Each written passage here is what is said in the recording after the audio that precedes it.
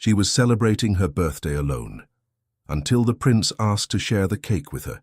Before we begin this beautiful period romance story, tell me in the comments where you're listening from. I love knowing where you're joining me from. The kitchen was never truly silent, not even at that hour. Old wood creaked, the wind pressed against the shutters, the embers in the hearth sighed now and then. Yet compared to the daytime uproar of pots and voices, this was quiet enough to feel almost sacred. Lucia Bianchi slipped through the side door and closed it gently behind her. Her fingers lingered on the handle, as if making certain the world would stay out. She stood still for a moment, letting her eyes adjust to the low light. The big kitchen of the country house was half in darkness. Only one small oil lamp burned near the table, and the faint orange glow of dying coals in the stove. She set the lamp closer to the edge of the long wooden table and pulled out a chair. The room smelled faintly of bread baked earlier, and of soap from the scrubbed floor. Everything was in order, as Signora Rinaldi demanded. Everything clean. Everything ready for tomorrow. Everything utterly indifferent to the fact that it was her birthday. Lucia reached into her apron and placed a little bundle on the table. A crooked, flour-stained cloth. Inside, the treasures she had guarded all week. A bit of coarse sugar, a handful of flour she had told the cook she had spilled, 2 slightly bruised plums, and the smallest knob of butter she had been allowed to scrape from the bottom of a bowl. She unwrapped them with care, as if they were jewels instead of scraps. "You will not cry," she murmured to herself. "You promised you would not cry this year." Her own voice startled her in the quiet. It always did, when no one else was talking over it. She moved quickly with the practiced efficiency of someone used to working under the eyes of others. It did not matter that she was alone now. The habit of speed clung to her. A small earthenware dish, a pinch of this, a handful of that, a drop of milk stolen earlier from a jug. Her hands were sure. She mixed the batter, thinking of nothing at first, only of the texture. Too thick. A little more milk. Too thin. A bit more flour. She smiled to herself when it reached the right consistency.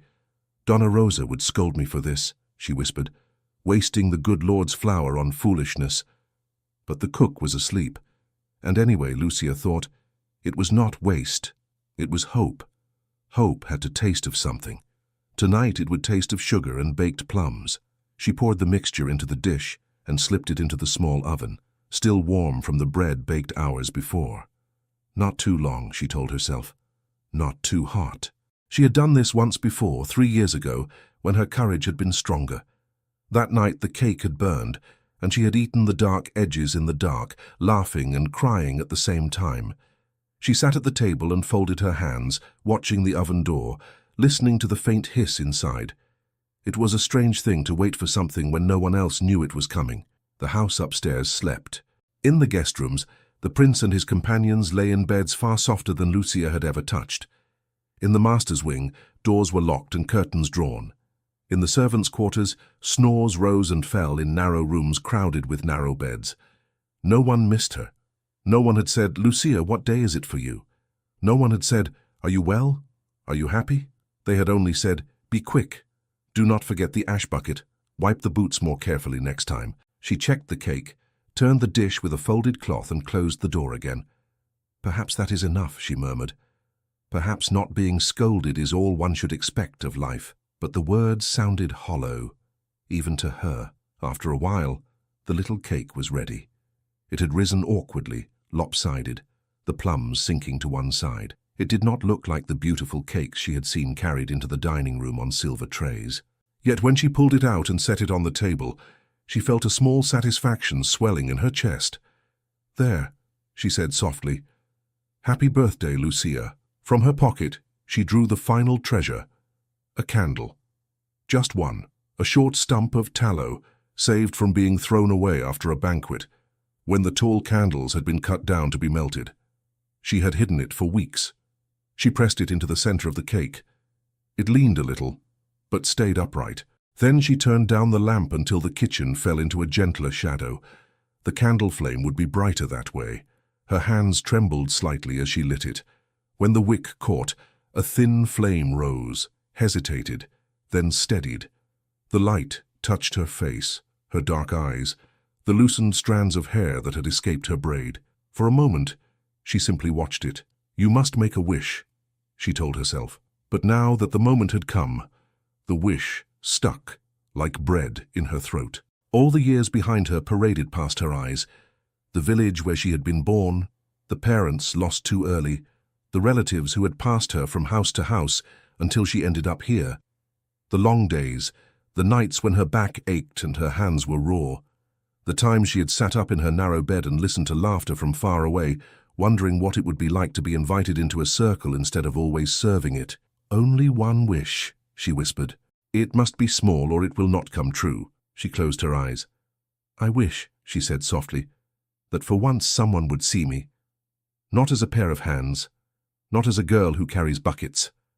As someone whose birthday matters. Her chest tightened. That was not so small after all. Her eyes stung. She blinked up at the flame and forced a smile, because that was the rule she had given herself. Smile, then blow, then no tears. Happy birthday, she said again to herself like a toast no one else heard. She leaned forward and blew out the candle. The flame vanished in a thread of smoke. The kitchen dimmed. The little cake sat there, strangely solemn. Now eat, she ordered herself gently, before it grows cold. She reached for a knife and cut a piece. The crumb tore, still too hot. A bit of plum rolled away. She laid the slice on a cracked plate and sat down, folding her hands as if at a feast. Buon compleanno, Signorina Bianchi, she said with a little laugh. Honored guest at her own table of one. She took a bite and closed her eyes. The sweetness burst on her tongue, more delicious than it had any right to be. She laughed under her breath. Oh, that is good, she murmured. You clever girl. A tear slipped out anyway, completely disobedient. She brushed it away quickly. You promised, she scolded herself. No crying this year, but another came, and another. She set down the fork and covered her face with both hands. I just wanted someone to say it, she whispered. Only once, just once. Upstairs, Prince Alessandro di Savoia lay in his bed and stared at the ceiling. The countryside was quieter than the city. He had known that. He had come for that. He had begged for a few weeks away from the court in Turin, from ministers and letters and the constant talk of railways, taxes, alliances, from his father's patient, heavy gaze, from his mother's careful hints about duty and the future, from the word engagement, which hovered over him like a cloud he had not asked for. He had thought that here, in this old house surrounded by fields and trees, he would sleep. Instead, the silence pressed on his ears. His thoughts would not rest. He rolled onto his side, then onto his back again, then sat up. The moonlight seeped through the curtains, silvering the room. Nothing was wrong. He was safe. He was privileged. He had everything a man could wish for, or so people said. So why did he feel so restless, as if something inside him had not yet found its place? He stood and pulled on a light coat over his nightshirt. The floor was cool under his feet. Maybe a walk along the corridor would calm him. He could not call a servant at such an hour. They had already done too much for him today. Besides, he did not need anything. He only needed to move.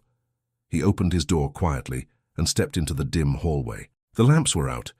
Only a distant one burned near the stair landing, its light soft and yellow. The house sighed around him, old and asleep. He walked slowly, hands clasped behind his back. The wooden boards creaked under his weight. In the silence, his mind replayed the Marchese's words from the afternoon. The Contessa Elena is a fine young lady, Your Highness. Educated, well-bred. Her family's support would be invaluable to the crown. In these early years of our kingdom, we must think of the future. Your future. Yes, Alessandro had said, my future. They had spoken of the Contessa as if she were a law, not a person. He had seen her only twice, at a distance, and she had seemed as bored with him as he was with the entire conversation. Yet in every discussion people spoke of when they would marry, not if. He reached the staircase and paused. From below, he thought he saw a faint glow. He frowned. At this hour all lamps should be out. The servants were strict about saving oil. Perhaps someone had fallen ill. Perhaps the butler was still awake, checking locks. Curiosity nudged him. He descended the stairs quietly, following the thin trail of light along the wall. It led him toward the kitchens. As he neared the doorway, he heard something else. A small sound, like a laugh strangled in a sob. He slowed, then moved closer, his hand hovering near the doorframe. He looked in. At first he saw only the table, the earthenware dish, the dim lamp. Then he saw her, a young woman, seated with her back half turned to him, in a plain dark dress and white apron. Her shoulders were thin, tense. Her hands covered her face. A little plate with a half-eaten slice of cake sat before her. The rest of the cake waited in the center of the table with a single unlit candle leaning atop it. He hesitated, unsure if he should intrude. But then she lowered her hands, revealing wet cheeks and eyes still bright with moisture, and something in his chest tightened. She looked so young. Not a child. Not quite. Perhaps 20. Perhaps less. Yet there was a tiredness in the way she sat, as if she had carried more years than belonged to her. He realized he knew her face. He had seen her in the hallways, carrying buckets, lifting trays. She was one of the many who moved around him without ever meeting his gaze, like shadows. He had not known her name. She wiped her face again, took a deep breath, and forced a smile at the cake, as if it were a person. "Very well," she said quietly. "We will not be ungrateful. We will celebrate properly." Her voice shook, but she tried to sound cheerful. She cut another piece of cake and placed it on the plate opposite hers, then laughed at herself. "You see?" she said to the empty chair. "You are not alone. There. 2 slices. It counts." Alessandro felt his throat tighten. Before he could stop himself, he knocked lightly on the doorframe. She jumped to her feet so fast the chair scraped loudly against the floor. "Who is there?" she gasped. He stepped into the light. "Forgive me," he said at once.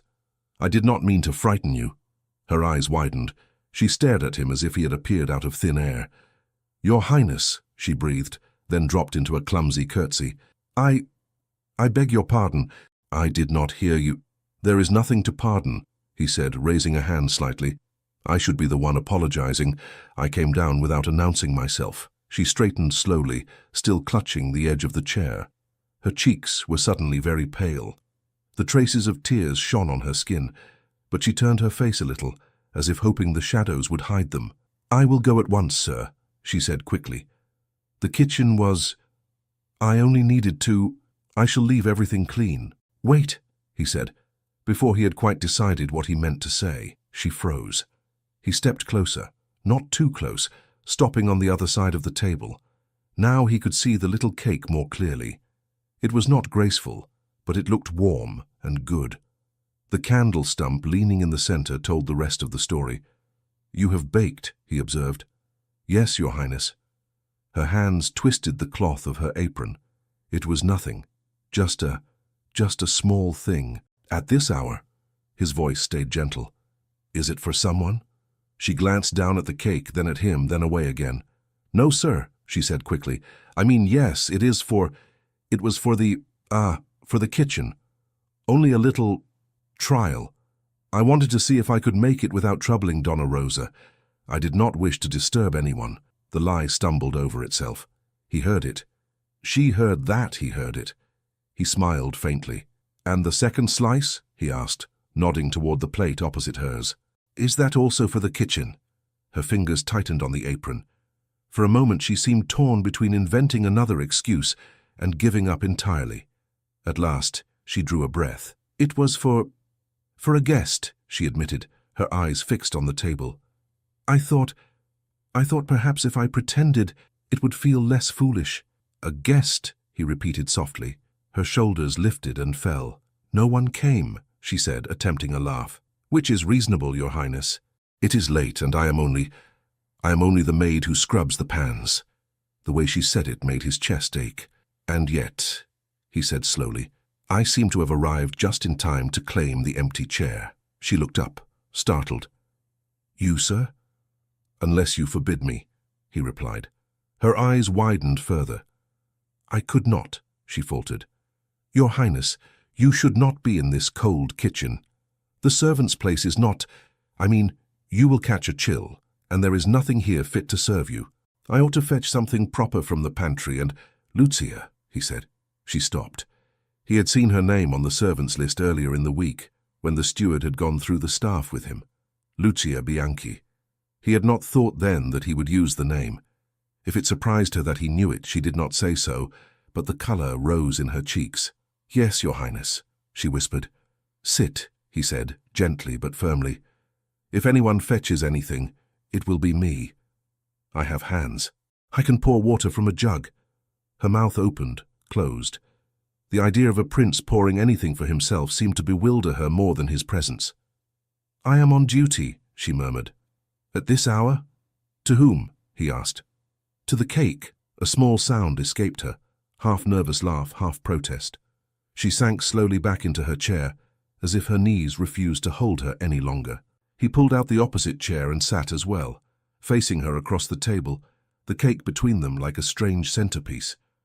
Up close, he could see that her eyes were dark and bright, with the trace of tears still there. He lifted the candle with care. "It seems I am late," he said. "Did I miss the celebration?" She looked at the unlit wick and then at him. "There was no celebration, sir," she said softly. "Only habit. I have always baked something small when I could, for myself. It passes the time. So it is a special day," he insisted. "You told the truth without meaning to." Her lips pressed together. He waited. Finally, she whispered, "It is my birthday, Your Highness." He felt a quiet anger stir in him, not at her, but at the thought that the house had gone on as usual today, that no one had said a word. "And no one else knows?" he asked. She shook her head, smiling as if it were nothing. "It is not important," she said. "We all have so much work. It would be selfish to ask anyone to remember." "It is not selfish to wish to be remembered," he replied. "It is human." She blinked at the word. For a moment, neither spoke. Then he cleared his throat. "Well, since I have intruded upon this noble feast," he said lightly, "may I at least ask to share in it? It seems unfair that you should eat alone when a seat was prepared for a guest." Her eyes flew to his. "You wish to eat this?" she asked, horrified.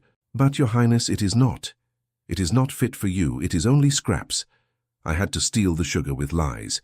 If Signora Rinaldi knew, she would throw me out. The plums are old. The butter is almost nothing." "It smells excellent," he said. She flushed. "You are kind," she murmured. "I am honest," he answered. "May I?" She hesitated, then pushed the second plate toward him with trembling fingers. "If it displeases you, sir, you must not feel obliged to finish it," she said. "You may spit it in your napkin. I shall pretend not to see." "That is a very generous permission," he said dryly. His humor coaxed a real smile from her. She bit her lip to hide it, but it stayed. He took the slice of cake and tasted it. It was simple, sweet, still warm. The plum was tangy.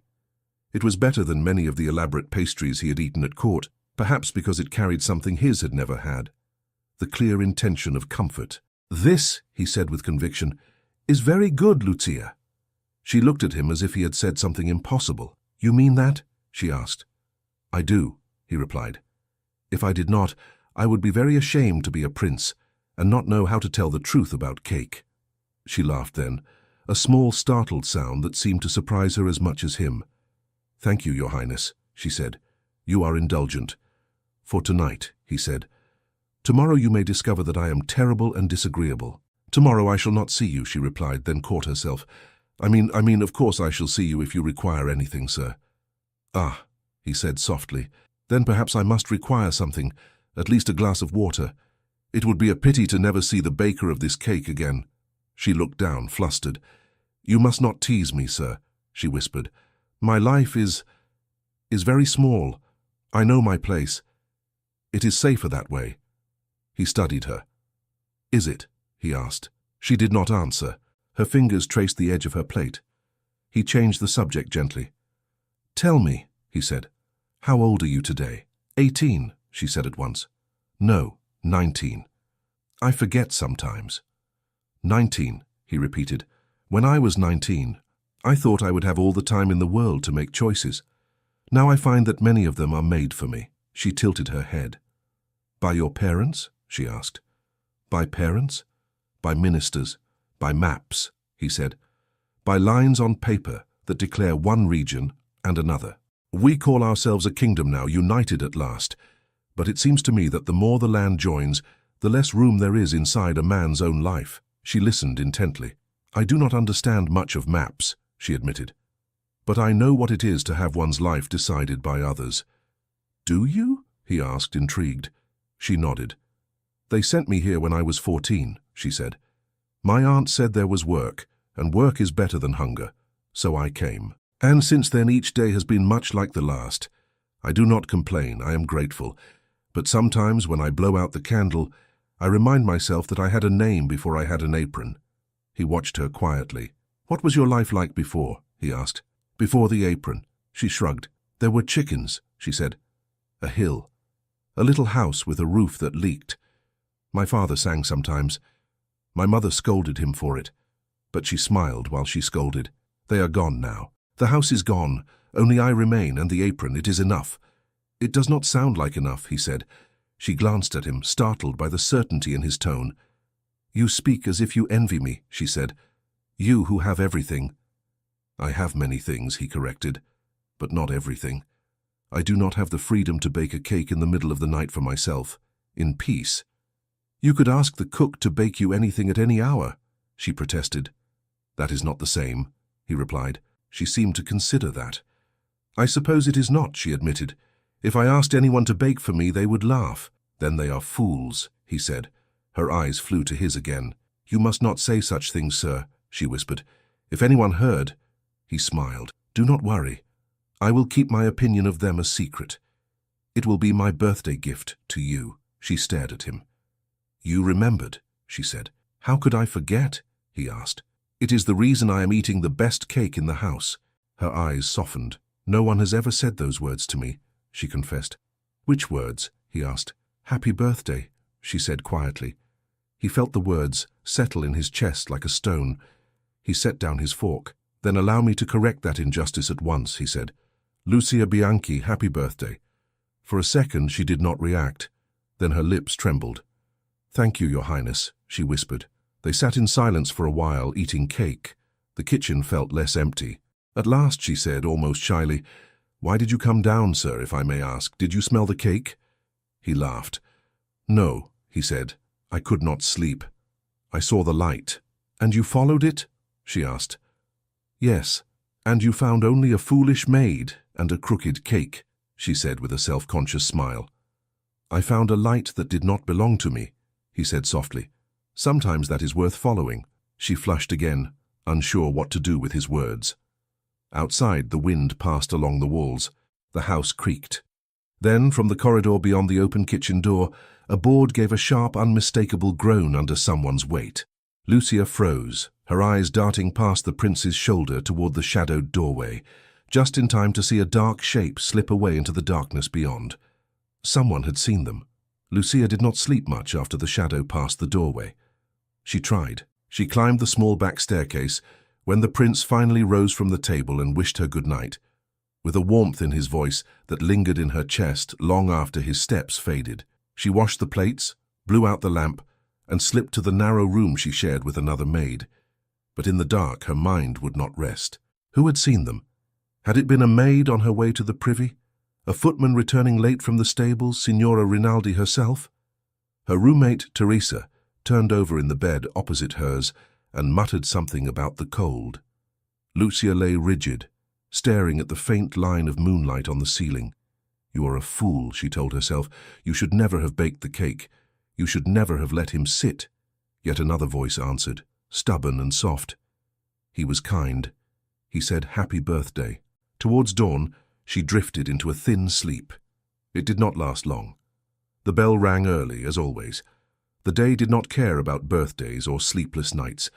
Lucia forced herself up, pulled on her dress, tied her apron. Teresa was already buttoning her own bodice, yawning. "You look worse than the chimney," Teresa remarked, half amused. "Did you stay up scrubbing the floor with your eyelashes?" Lucia tried to smile. "Something like that," she said. She did not mention the cake. She did not mention the prince. The memory felt too fragile, too easily bruised. They hurried downstairs with the other maids. The corridor buzzed with quiet conversation, the low murmur of people not quite awake yet. Lucia immediately felt something was different. People glanced at her, then away. The glances were not the usual vague, passing kind. They were sharp, measuring, curious. She swallowed. In the scullery, A footman named Carlo was rinsing boots in a tub. He lifted his head as she passed, his eyes traveling over her face. "Up late last night, Lucia?" he asked casually. She stiffened. "I had work," she said. "As always." "Of course," he said. "Work. Baking, was it?" Her heart lurched. She forced herself to keep moving. "I do not know what you mean," she said. "Excuse me, Carlo, I must fetch water." He chuckled under his breath, a sound that followed her out into the yard. At the well, the air was crisp. She drew up the bucket with hands that trembled slightly. The rope scraped against the stone.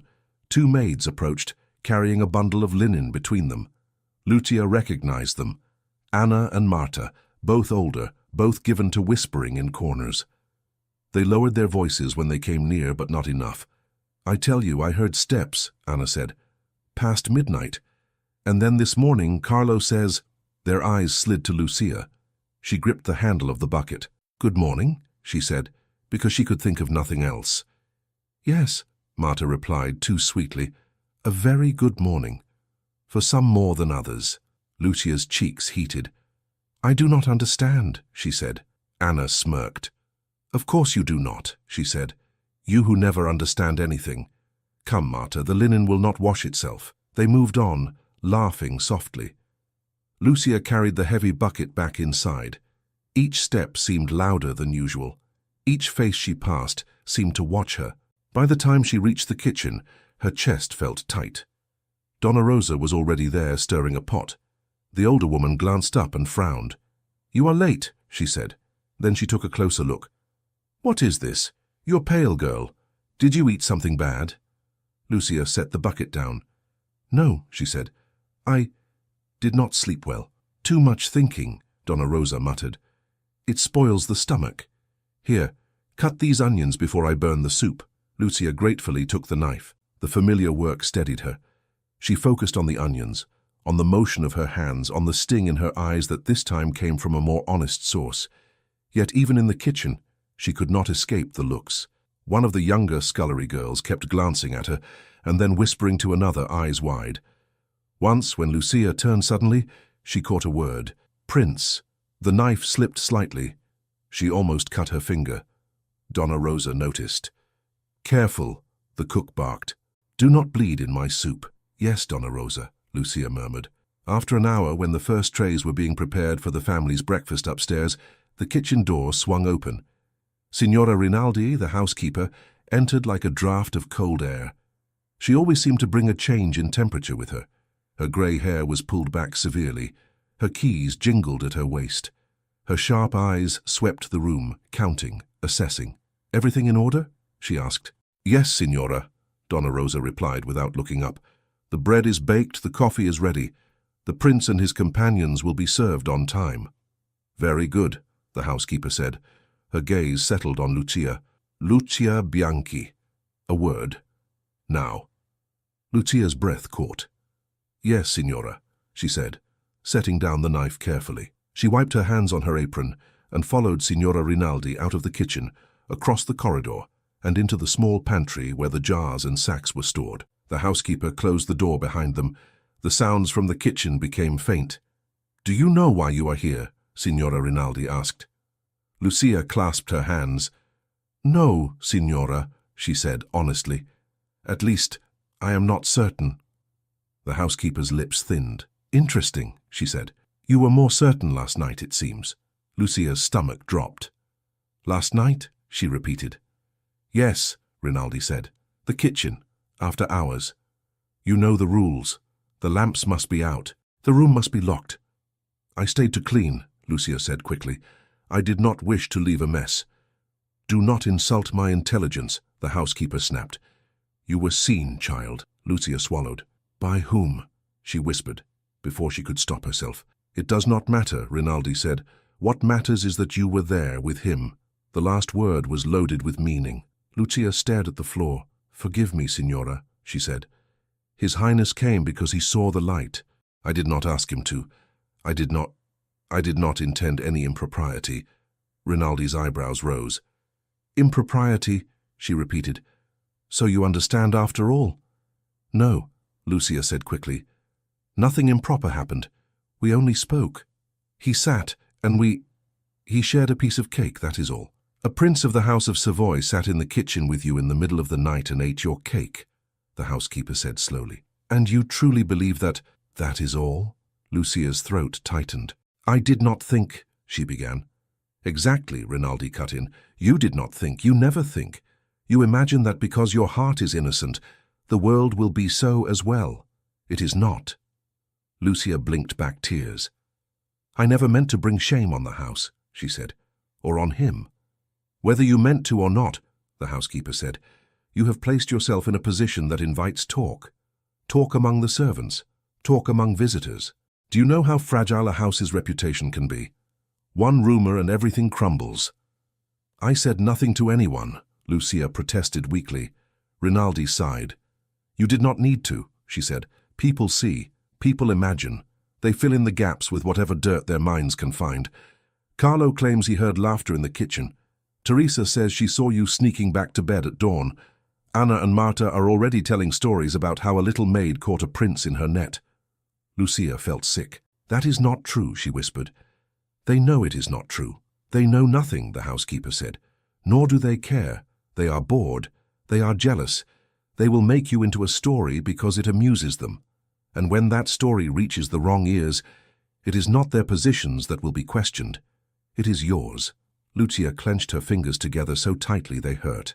What must I do? She asked quietly. You must be discreet, Rinaldi said. No more midnight adventures. No more private conversations. You will keep your distance from His Highness unless directly ordered otherwise. You will not look at him as if he were anything other than your superior. You will not smile at him except with proper respect. Do you understand? Yes, Signora, Lucia said. And if you are foolish enough to seek his company again, the housekeeper went on, I will have no choice but to ask the master to let you go. I will not risk this house for the sake of a young girl's dreams. Lucia flinched at the word. I have no dreams, she said softly. Only work. Rinaldi's gaze softened for a brief second. Everyone has dreams, she said. That is precisely the problem. Then her face hardened again. This is your only warning, Lucia, she said. Do not mistake kindness for interest. Men of his rank are polite to women of your station for amusement, for curiosity, or for their own conscience. It never ends well for the woman. Lucia's eyes filled. We only ate cake, she whispered. The housekeeper shook her head. In this world, she said, even a crumb can be twisted into a feast. Go. The breakfast trays wait. Remember what I said. Lucia curtsied, blinking fast. Yes, Signora, she said. She stepped out of the pantry, feeling as if the air had thickened. The corridor seemed narrower, the sounds from the kitchen louder, harsher. Donna Rosa cast her a sharp look when she returned. What did the raven want? The cook muttered.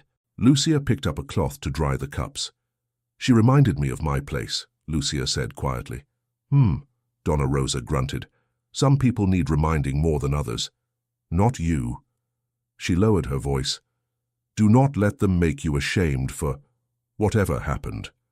As long as you remain decent, the sin is not yours. There was no sin, Lucia said quickly. Only foolishness. Then let it be, Donna Rosa said.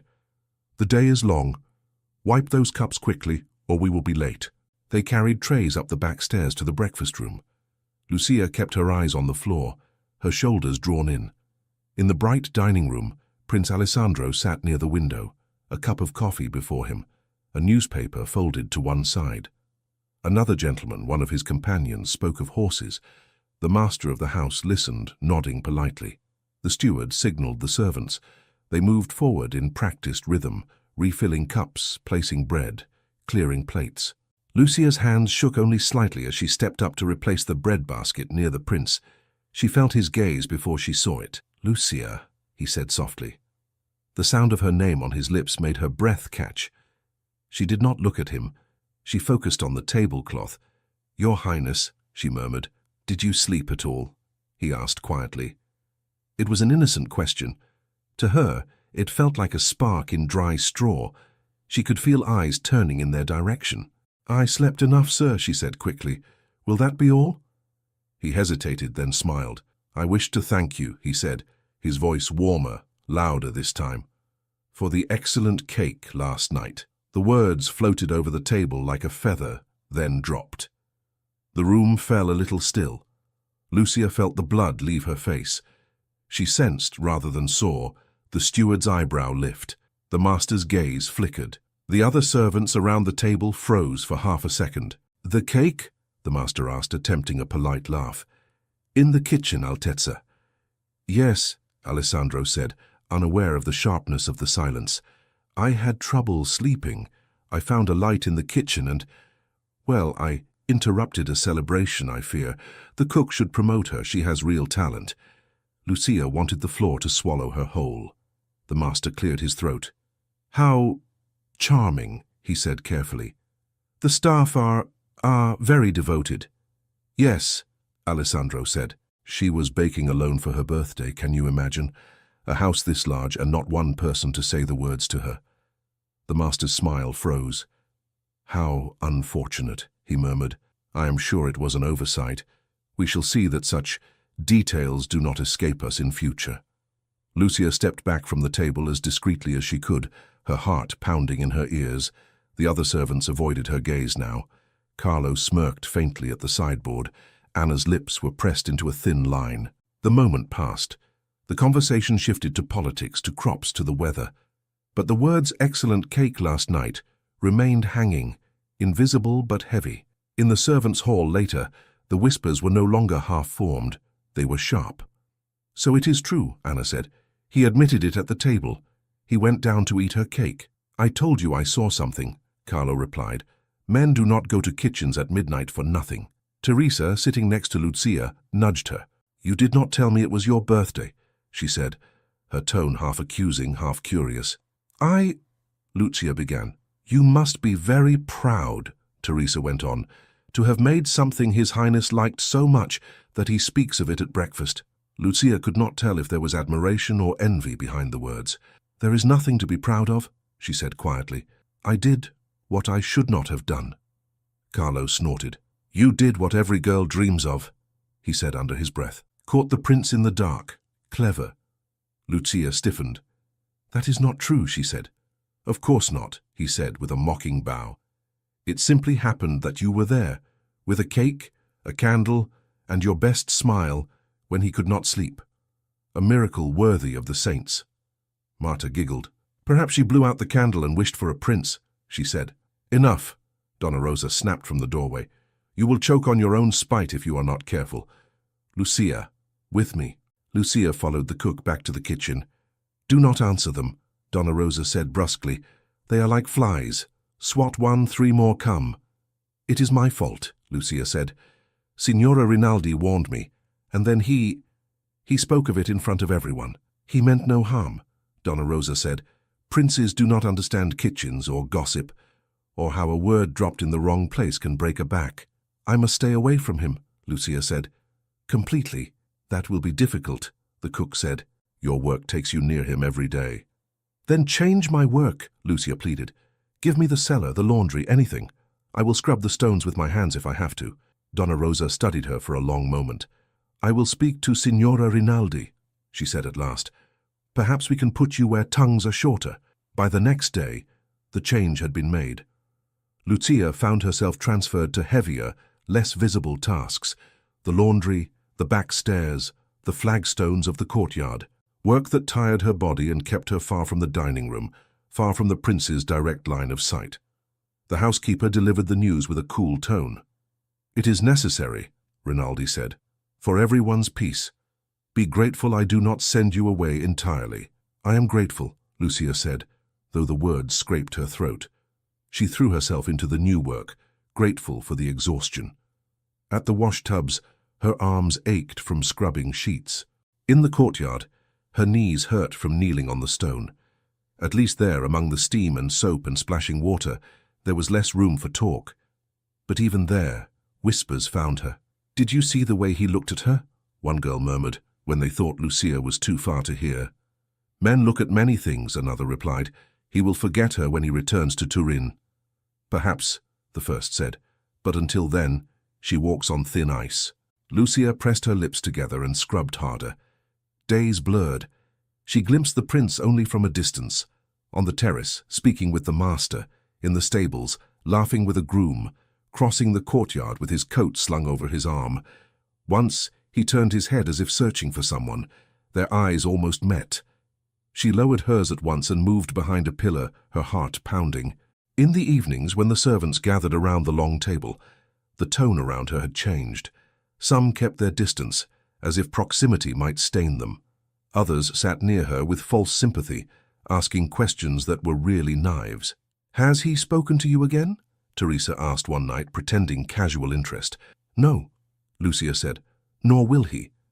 "It was a mistake. It is over." Carlo leaned in. "That is not what I heard," he said. "I heard from Paolo, who heard from the stable boy, who heard from the coachman, that the prince is soon to be formally engaged." "Engaged?" someone asked. "Yes," Carlo said with relish, "to a lady in Turin, a contessa, very fine, very delicate, very rich. It is almost arranged, they say." "Then why does he linger here?" Marta asked. "Rest, they say," Carlo replied, "to strengthen his nerves before the wedding cage closes." Laughter rippled along the table. Lucia's spoon trembled in her hand. If he was to be engaged, then of course everything that had happened was nothing. A moment of kindness, a passing distraction, nothing more. She told herself this firmly. It did not entirely stop the ache. Later that night, when the others were in their rooms or at their posts, Lucia carried a basket of laundry through a quiet corridor near the front of the house. The lamps were low. A draught moved along the walls. She paused for a moment near a half-open door. Voices drifted out. She recognized the steward's tone first, smooth, careful. "It is all but certain," he was saying. "The letters speak of it as if it were already done. The Contessa Elena's family is very eager. Our young prince will be quite surrounded when he returns." Another voice answered, lower, with a hint of amusement. It might have been one of the visiting gentlemen. "And what of the little tales I hear below stairs?" the man asked. "About a maid and a cake and midnight light?" The steward chuckled stiffly. "Servants' fantasies," he said. "They will be dealt with. Once the engagement is announced, such nonsense will not be tolerated for a moment. Little maids who dream above their station will be swiftly removed." Lucia stood very still in the shadow of the doorframe, the basket of damp linens heavy on her hip. Swiftly removed. The words settled over her like cold water. Inside the room, the men went on talking as if they were discussing furniture. "Well," the visiting gentleman said, "so long as the house stays quiet, and His Highness is not distracted from his duties." "Precisely," the steward replied. "He is here to rest, not to start complications." They laughed softly. Lucia backed away, one careful step at a time, until the corridor turned and their voices faded. In the dim hallway, she leaned against the wall for a moment, willing her breath to slow. Little maids who dream above their station. She had not dreamed. Not really. She had only eaten her own cake and listened to a man speak kindly to her. Yet somehow that was enough to put her in danger. She lifted the basket again and walked on. The linen weighed no more than usual, but her arms ached. The next morning the house held a quiet anticipation.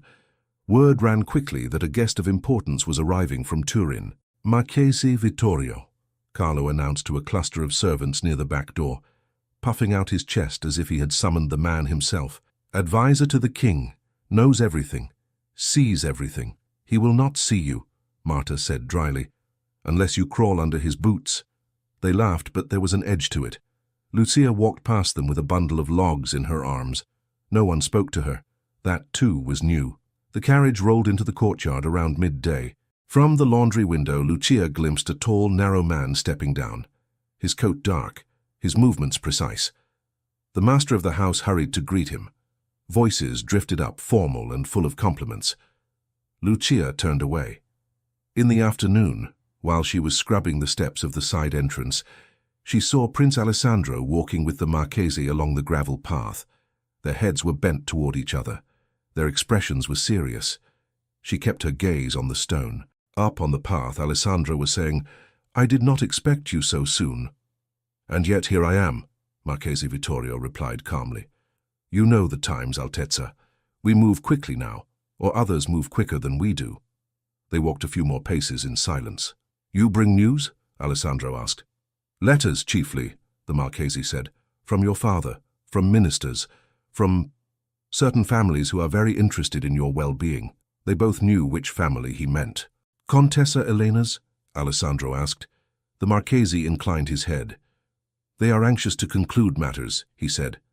Our kingdom is young. Symbols are important.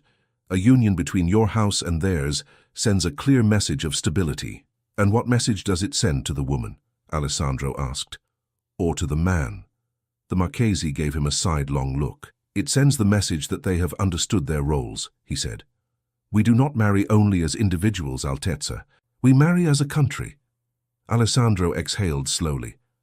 And if the individuals happen to wish for something else, he asked, then they must be wise enough not to wish too loudly, the Marchese replied.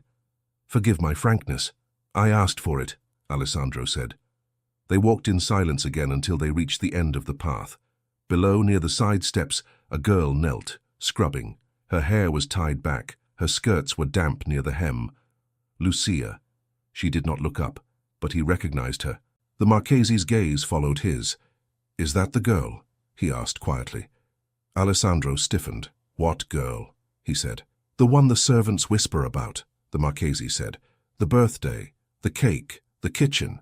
I see that gossip is faster than carriages, Alessandro said dryly. In every house, the Marchese replied, do not be angry with them for being human, but do not give them cause to speak either. It harms no one but yourself. And perhaps, the girl. Alessandro looked down at Lucia again. She scrubbed steadily, back bent.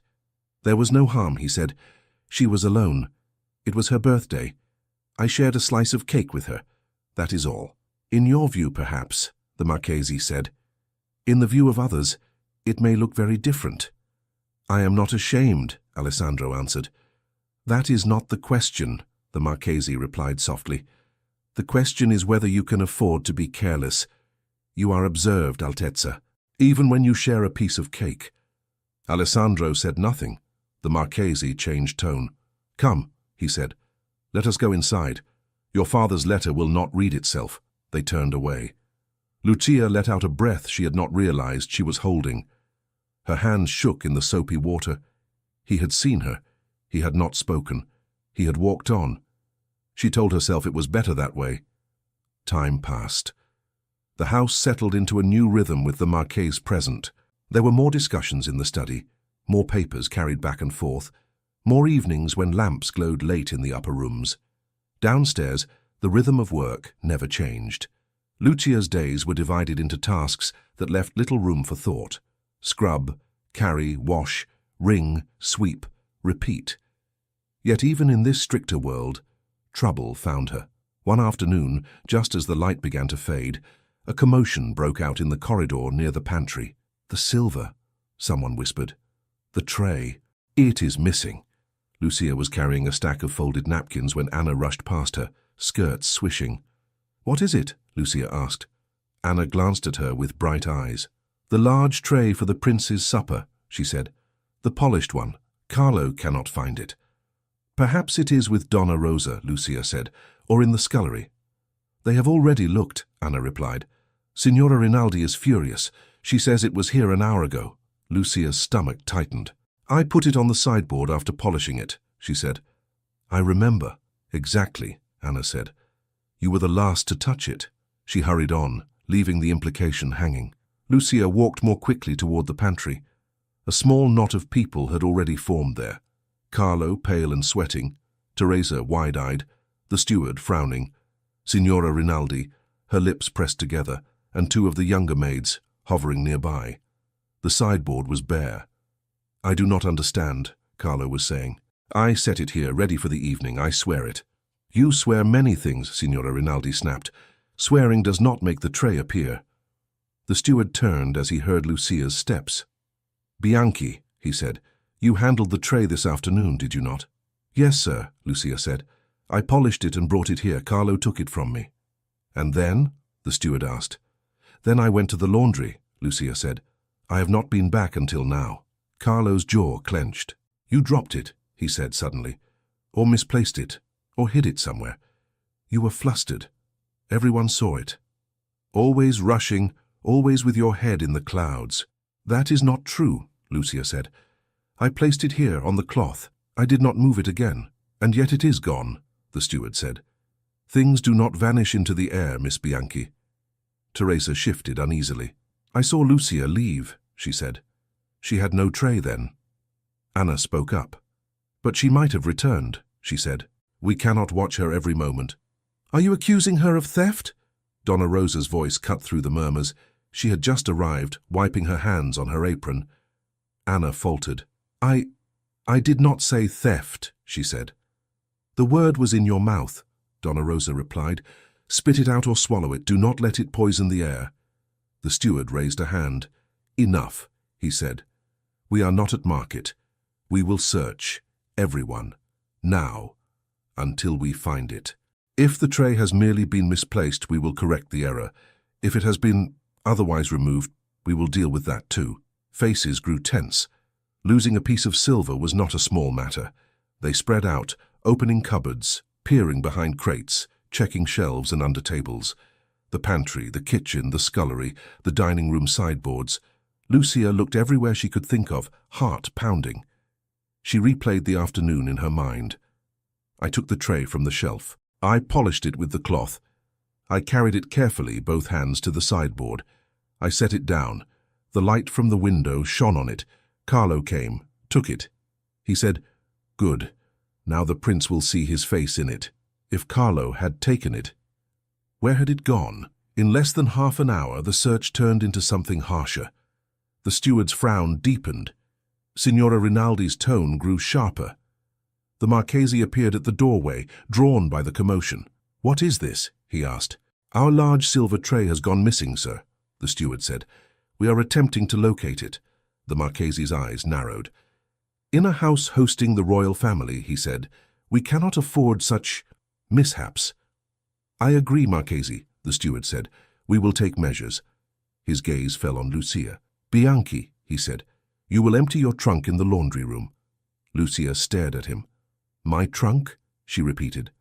"It must be done," the steward said, "for fairness. We will search everyone's things, of course, but as you were the last known to handle the tray—" Heat flared in Lucia's face. "I have never stolen anything in my life," she said. "My trunk holds only a dress, some stockings, and a comb, and a book without a cover.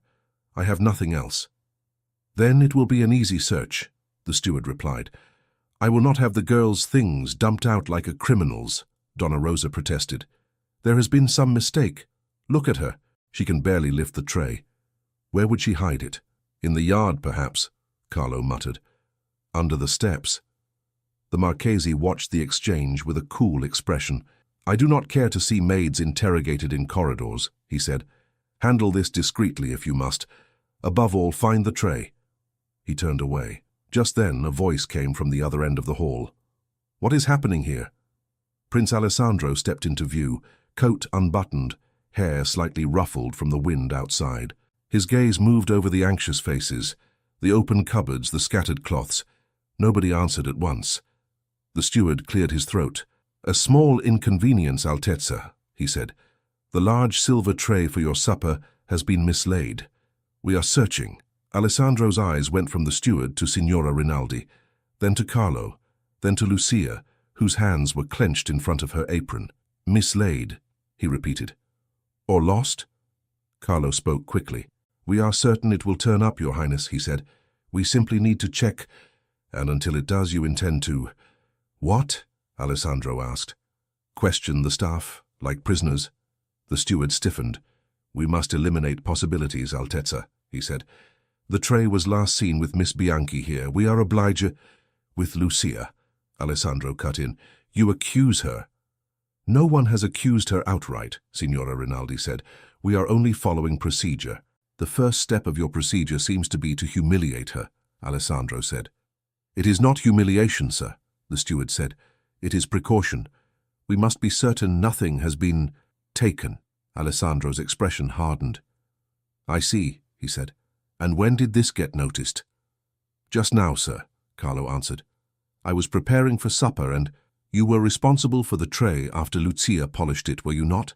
Alessandro asked. Carlo hesitated. "Yes, Altezza," he said.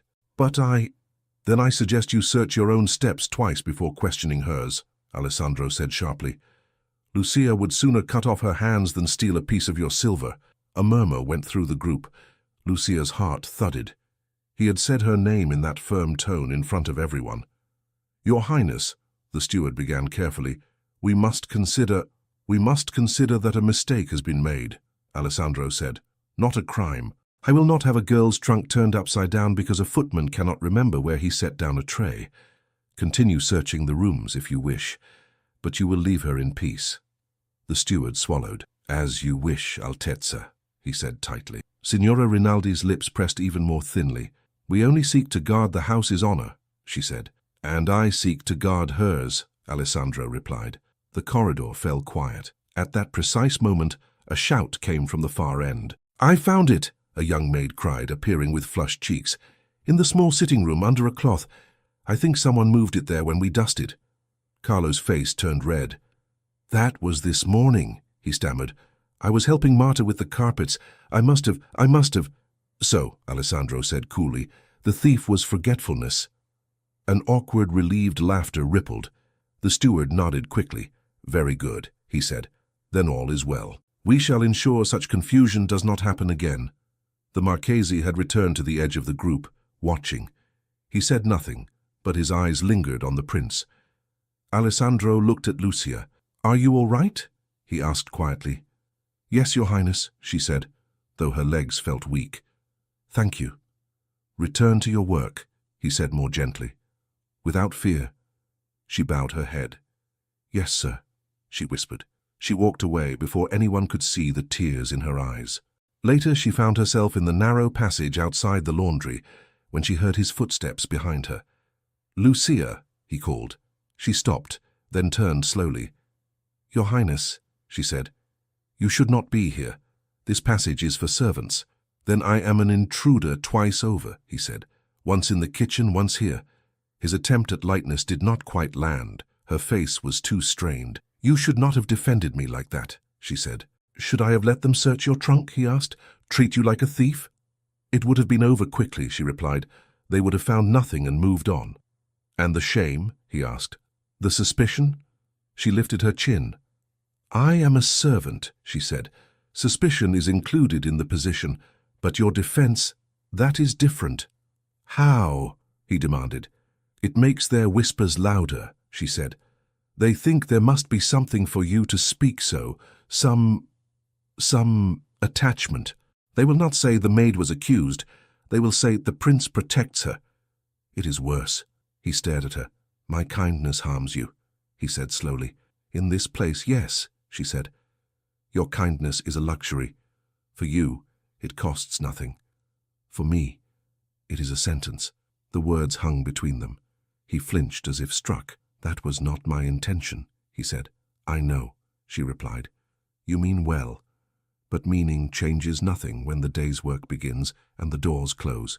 When I walk into a room, they do not see me anymore, only the story. Then I will correct the story, he said. I will tell them, no, she interrupted more sharply than she had ever spoken to him. Please, say nothing more. Every word you speak for me builds another wall around me down here. He fell silent. I do not wish to bring trouble to you, she said more softly, or to this house, or to myself. Let this morning be the last time you speak my name in front of them. He studied her face. It is difficult, he said, to pretend I do not see you. It is easier, she said, for everyone. He opened his mouth, then closed it again. Very well, he said at last. If that is what you ask of me, I will try. She nodded. Thank you, she said. He took a breath. But hear me, he added. I will not regret what I did. You deserve to be defended. She looked away. Deserving does not matter, she said. Only consequences do. From the far end of the passage, voices approached. She stepped back, pressing herself against the wall. You must go, she whispered. If they see you here. He hesitated, then inclined his head. As you wish, he said quietly. He turned and walked away, his footsteps fading. Lucia remained where she was for a moment, eyes closed. She felt no triumph from his defense, only a deeper sense of imbalance, as if the ground under her had shifted and might crack at any moment. The crack came sooner than she expected. That evening in the master's study the mood was tense. The lamps burned low, papers lay on the desk. The master, the steward, Signora Rinaldi, and Marchese Vittorio sat or stood in a tight circle. "It was unfortunate," the master said, rubbing his forehead. "A misunderstanding." "A visible misunderstanding," the Marchese replied. "In the corridor, in front of half the staff. The prince cannot help his heart, I suppose, but others can help him by limiting the opportunities." "I assure you, Marchese," Signora Rinaldi said, "we have warned the girl. She has been moved to the less visible duties." "That may no longer be enough," the Marchese said. "He has taken notice of her. Publicly now, twice." The steward fidgeted with his pen. "The servants' gossip has worsened," he admitted. "They twist each glance into something larger. I fear it will soon reach the ears of others, visitors, perhaps even the prince's family." The master sighed. "That is what I dread," he said. "I am honored to host His Highness. I do not wish any shadow to fall on his stay here." "There is a simple solution," the Marchese said. They all looked at him. "The girl," he said. "Send her away, quietly, with a recommendation if you must ease your conscience. But send her." Signora Rinaldi's hands clasped more tightly. "She is a good worker," she said, "and young. Perhaps she can learn." "I do not doubt her character," the Marchese said, "or her usefulness. But she is now a point where two worlds touch. That is dangerous for both. Remove the point, and the lines no longer cross." The steward nodded slowly. "It would end the whispers," he said, "or at least change their tone. They would say she was punished, others would be cautious." "And what will the prince say?" the master asked. "He has defended her once already." "We will not trouble him with the details," the Marchese replied. "We will say only that her family requested her return, or that we needed to adjust the staff. A man in his position has many matters to attend to. The coming weeks will fill his mind." The master hesitated. "It feels harsh," he said. "It is prudent," the Marchese answered. Signora Rinaldi let out a slow breath. "I do not wish to be unjust," she said, "but I also have a house to protect. If His Highness's family hears that improper intimacy was allowed under my oversight," she trailed off. The master made his decision. "Very well," he said. "We will release her, quietly, with a small sum and a letter of good service. No mention of any impropriety. She need not suffer more than necessary." "Who will tell her?" the steward asked. "I will," Signora Rinaldi began. "No."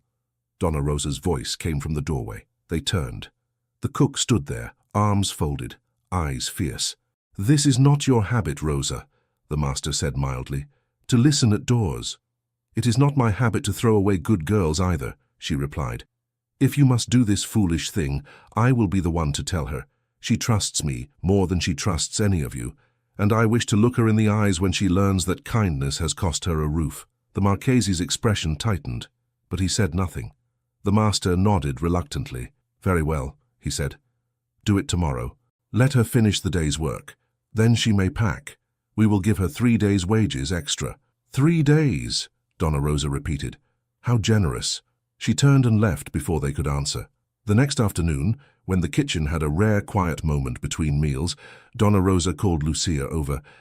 "Sit," she said gruffly, pointing to a stool. Lucia frowned. "I still have the potatoes to peel," she said. "The potatoes can wait," Donna Rosa replied. "Sit." Lucia obeyed, uneasy. The cook wiped her hands on her apron and looked at the young woman for a long time. "What is it?" Lucia asked. "Have I done something wrong?" "No," Donna Rosa said. "You have done everything right. That is why we are here." "I do not understand," Lucia said. Donna Rosa sighed. "Nor do I," she muttered. "But the world seldom asks for my understanding. It only asks for my obedience." She met Lucia's eyes. "They are letting you go," she said bluntly. Lucia stared at her. "Letting me go," she repeated faintly. "Dismissed," Donna Rosa said. "Released, pushed out. Choose the word you like. The meaning is the same."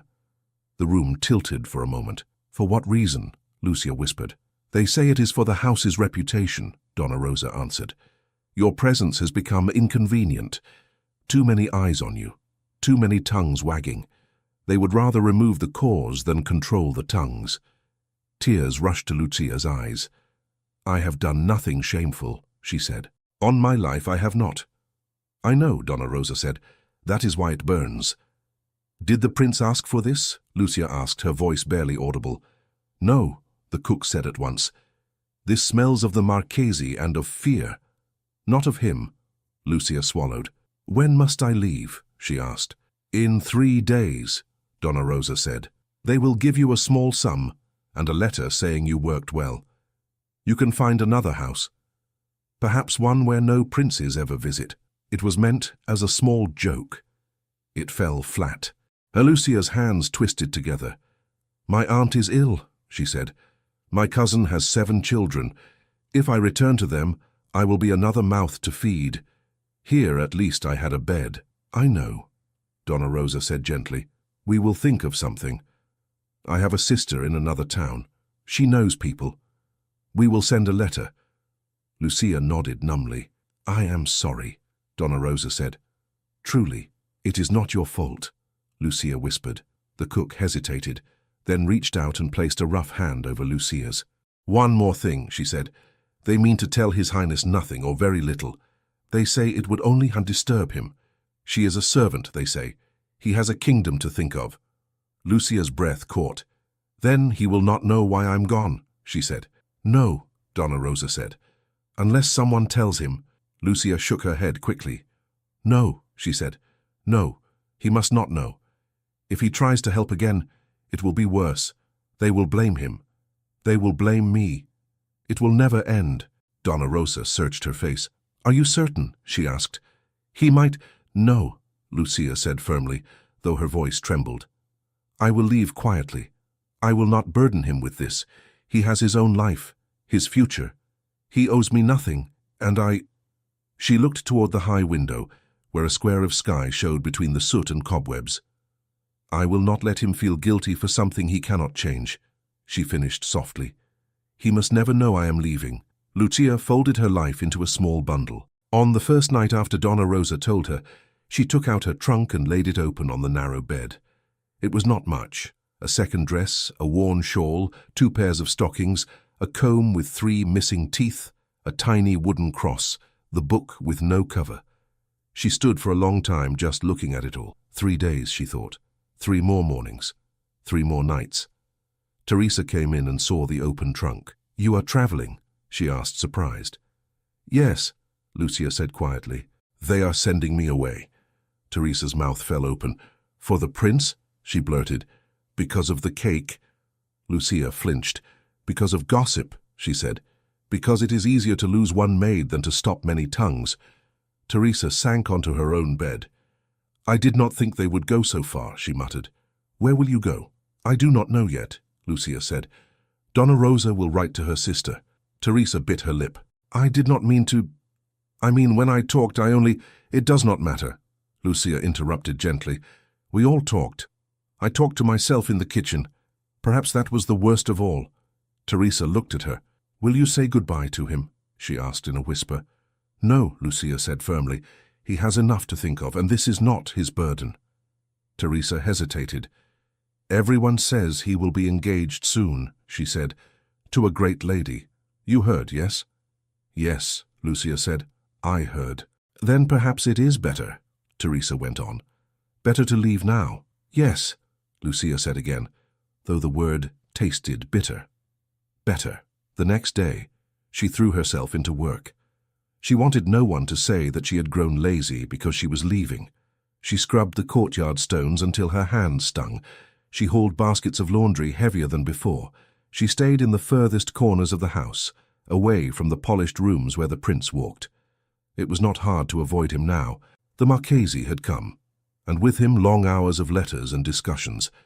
If Alessandro passed through the courtyard, it was in haste, his brow furrowed, his mind seemingly elsewhere. Once, as Lucia was carrying coal to the scullery, she glimpsed him on the terrace with Marchese Vittorio. Papers fluttered in the Marchese's hand. Alessandro's profile was tense.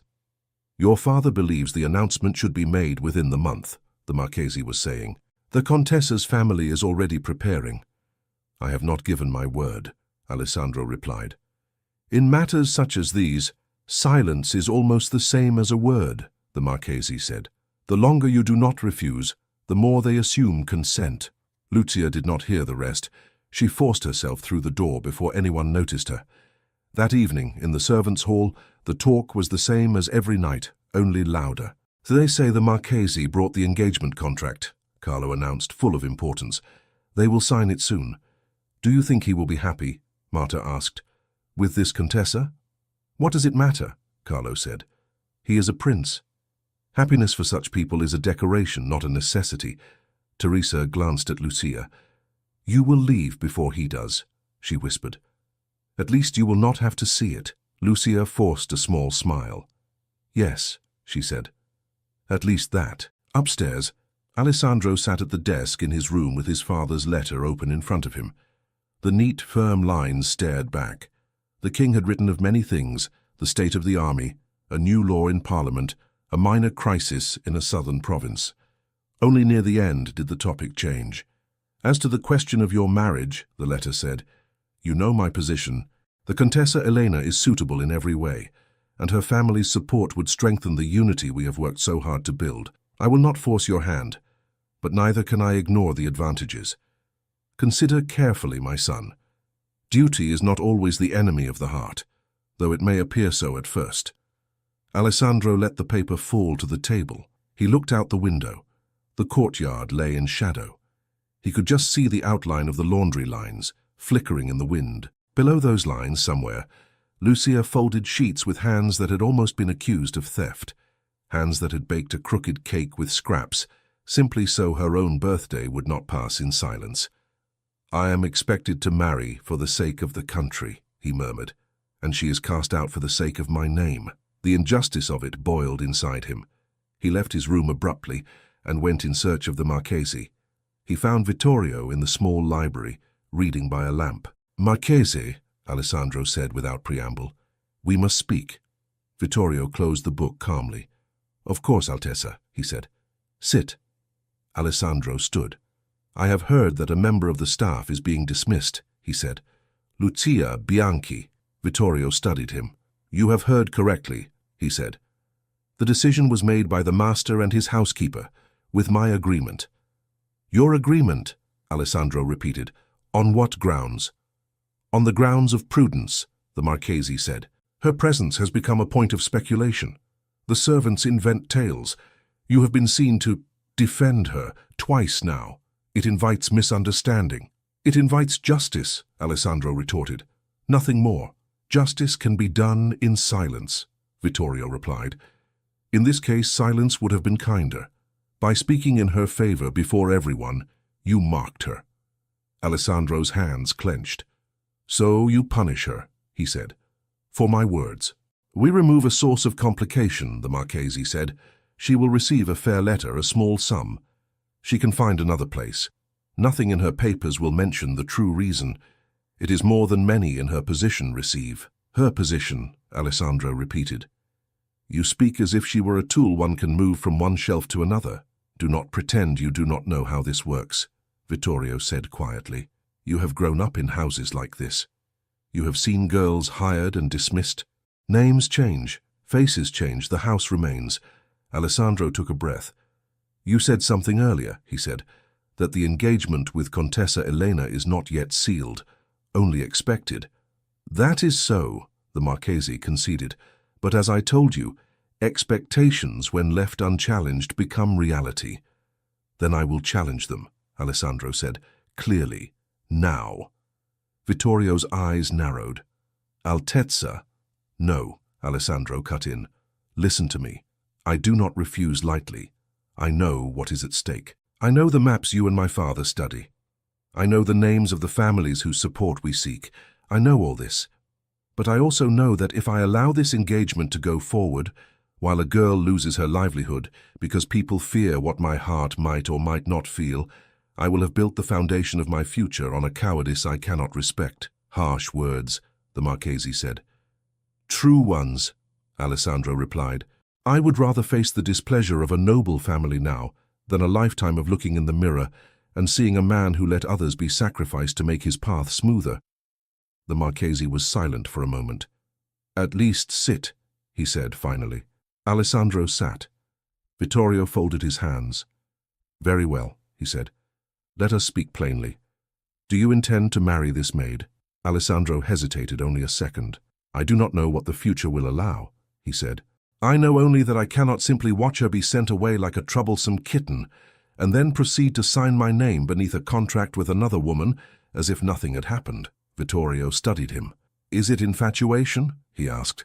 Is it gratitude? Guilt? It is recognition, Alessandro said softly. When I saw her alone at that table, with her crooked cake and one candle, I saw myself. Different, of course, but the same loneliness, the same sense that one's life is arranged by others, and there is no room to ask for more than bread and duty. You are not the same, Vittorio said, and the world will not treat you as such. I know, Alessandro said, but I can choose how I treat her. The Marchese exhaled. And if your parents oppose you? He asked. I will write to them, Alessandro said. Now, honestly, I will tell them that I cannot in good conscience marry a woman I do not love while caring for another. I will explain that forcing such a union would not strengthen the kingdom, but rot it quietly from within. Vittorio gave a small, ironic smile. You always had a taste for grand words, he said. Because you taught me to read them, Alessandro replied. The Marchese's expression softened just a fraction. And the Contessa? He asked. She is not a villain in this. No, Alessandro said, which is why she deserves honesty as well. I will write to her too. I will not insult her by pretending affection I do not feel. You will risk insulting her family, the Marchese warned. I will risk telling the truth, Alessandro said. Vittorio drummed his fingers on the arm of his chair. You are determined, he said. I am, Alessandro answered. Very well, Vittorio said at last. Right. I will ensure the letters go through the proper channels. I will soften what I can. But do not expect a blissful silence. There will be talk. There will be pressure. I am used to pressure, Alessandro said. What I am not used to is letting others pay my debts. He rose. And the girl? Vittorio asked. She stays, Alessandro said. Are you sure that is wise? The Marchese asked. No, Alessandro said. But I am sure that sending her away because I spoke kindly to her is unwise and unjust. If after my letters my parents insist that she must be removed, I will answer them directly. Until then, she stays. The Marchese inclined his head. As you wish, Altezza, he said. I will inform the master that the dismissal is to be postponed. Not postponed, Alessandro said. Cancelled. Vittorio did not argue. That night, Alessandro sat again at his desk with fresh paper. He wrote to his father first. The words did not come easily. He crossed lines out, began again, tried to balance respect and firmness. Father, he wrote at last, you have always taught me that our new kingdom must be built on something more than habit. If we wish the people to trust us, we must show that we are guided by conscience as well as by calculation. In that spirit, I must tell you plainly that I cannot give my heart or my name to Contessa Elena. She is a fine lady. She deserves a husband who can love her. I am not that man. He explained in careful phrases that his heart had turned elsewhere without naming Lucia. He hinted at the unfairness done to someone in the house because of fears about his reputation. He spoke of duty, but also of the kind of man he wished to become. Then he wrote to Contessa Elena. That letter was shorter, more personal. Signorina, he wrote, we have met only twice, and on both occasions I sensed in you a quiet reluctance that mirrors my own. There is talk of binding our futures together. I write to ask your forgiveness for not accepting such a bond. You deserve a husband whose thoughts do not wander elsewhere, and I do not wish to condemn either of us to a respectful loneliness. He sealed both letters and handed them to Vittorio himself. I trust you, he said. That may be your greatest mistake, the Marchese replied, but there was a hint of a smile. I will send them at once. Days passed. Lucia knew nothing of letters or cancelled dismissals. No one had told her that the decision about her had changed. The household preferred to wait for the prince's family's reply before altering their course, so she continued to pack at night. She continued to work as if each task were her last in that place. Donna Rosa hovered around her like a heavy, protective bird. "Eat," the cook would say, pushing an extra piece of bread toward her. "You will need strength wherever you go." One evening, Signora Rinaldi approached her near the linen closet. "Your final day is tomorrow," the housekeeper said, her voice stiff. "You will return your keys in the morning." "Yes, Signora," Lucia said. Rinaldi hesitated. "This was not entirely my wish," she said. "But I must think of the house. I hope you understand." "I understand my place," Lucia said quietly. "That is not what I asked," Rinaldi said. Lucia met her eyes. "I understand that sometimes good people do hard things because the world is harder," she said. "You have been fair to me, Signora. I do not blame you." A flicker of relief crossed the housekeeper's face. "Your letter of reference will be ready," she said. "You have worked well. Wherever you go, do not let anyone take that from you." "Thank you," Lucia said. That night in his room, Alessandro paced. He had received his father's answer that afternoon. The letter was shorter than usual. "My son," it began, "you surprise me. I had thought you resigned to the match with Contessa Elena, if not enthusiastic. Still, I cannot fault you for refusing to lie in so important a matter. Your mother believes, and I agree, that an unwilling husband is a poor foundation for an alliance. The Contessa's family will be displeased. We will bear it. As for the other matter you hint at, I can only say be careful. A king must walk among his people, but he must not trip over every stone in his path.